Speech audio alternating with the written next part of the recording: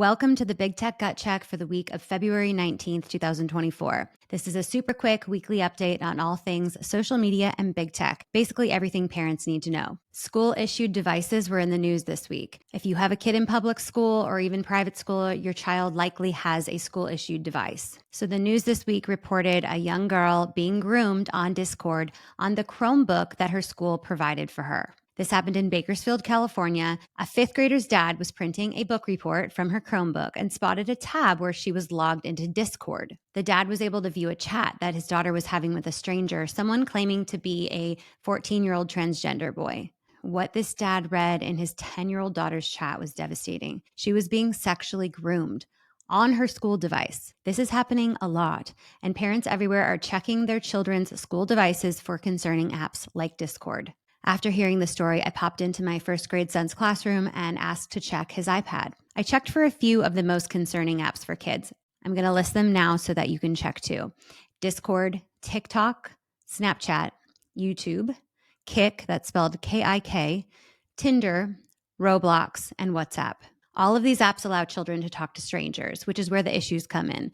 Predators flock to kid-oriented websites like these. In my case, my first grade son has access to adult YouTube and Roblox on his iPad at school. So I've sent out an email to the principal and the tech administrator at the district to ask that these apps be restricted on school-issued devices, and I recommend that you do the same thing.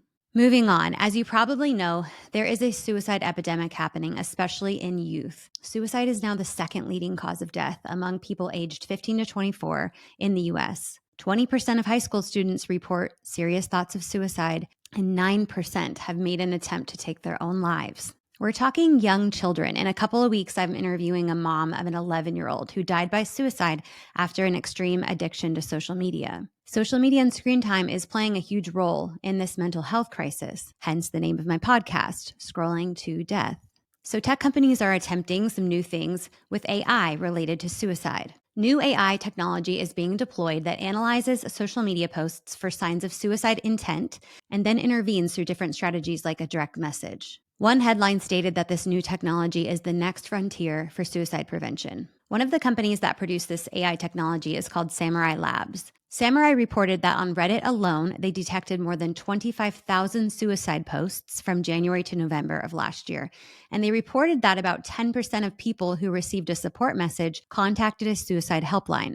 But there are concerns being expressed, like the fact that predicting who is likely to attempt suicide is difficult. There's a lot of variability in what leads up to a self-harm attempt, and that the technology is casting too wide of a net. If many people see these support messages too many times, they're likely going to start to ignore them. While I am happy to see technologies being produced to support people who are struggling online, I feel like we should stay focused on fixing the broken design of the platforms that are making kids depressed and suicidal. If we take away the addictive features and algorithmic self-harm content on social media, our kids will put the phone down more often, engage more face-to-face, and that will make a positive difference in their mental health. AI has also been in the news a lot regarding deepfake nudes. You've probably heard that generative AI is being used to take clothed photos of people, of teenagers, of children, and remove their clothes to make them look realistically naked. This technology is being used by a ton of high school boys on their female classmates. It's all over the news. It happened to Taylor Swift. And this week, the target was a popular podcast host named Bobby Altoff. Her podcast is called The Really Good Podcast. It's pretty funny. But Bobby realized that she was trending on Twitter, only to be shocked at the reason that she was trending. She found a video of her masturbating on a bed. Bobby let followers know immediately that this video is not her and is AI generated. AI generated porn like this is rampant, and legislation is struggling to keep up. There is a bill called the Preventing Deepfake Images Act that has bipartisan support in Washington, but until law catches up with technology, like it ever will, parents are urged to speak with their kids about keeping photos private. And this is yet another reminder that it's really no longer safe to be sharing photos of our young children online. Next up is your weekly update on Snapchat featuring pedophiles. A middle school track and field coach in Albuquerque, New Mexico was arrested for sending sexual photos to students on Snapchat. A 28-year-old man in the UK was sentenced to 10 years in prison for sending sexual messages to a 13-year-old girl on Snapchat. He convinced her to share her location, and then he raped her. Snapchat's Snap Map functionality allows our kids to share their location with anyone they meet on Snapchat. A 30-year-old man in Portland, Oregon was sentenced to 20 years in prison for sexually abusing children on Snapchat. And in the worst of the worst that you will hear today, a 19-year-old man was arrested for sexually grooming a 6-year-old on Snapchat. He threatened to hurt the child's parents if the child didn't send videos and still photos. A 6-year-old on Snapchat. Snapchat is not safe for children. Unrestricted smartphones are not safe for children. Please stop giving your kids access to predators through these devices and platforms. Please. Last update for the week. Florida has made progress on a social media ban for kids under 16. The bill has passed through the Florida House of Representatives and the Senate, despite concerns about parental rights and First Amendment issues. It's now sitting on the desk of Governor Ron DeSantis to sign and make it official. The bill would restrict kids under 16 from signing up for social media accounts, regardless of parent approval.